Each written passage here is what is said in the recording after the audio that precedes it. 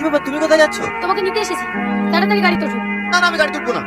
লোকে দেখলে কে কি ভাবে বলো তো? কি কি ভাবনা কি কি ভাবনা না ওসব আমি দেখতেছি। যে এত কষ্ট করে ব্যাগ নিয়ে হেঁটে যাচ্ছ, এতে আমার কষ্ট হচ্ছে না? তাড়াতাড়ি গাড়ি তোলো।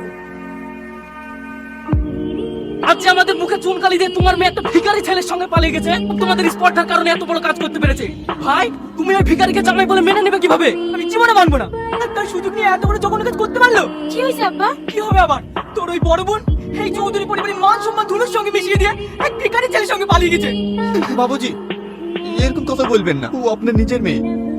দেখবেন একদিন সব ঠিক হয়ে যাবে। কর, ও আমার মেয়ে না।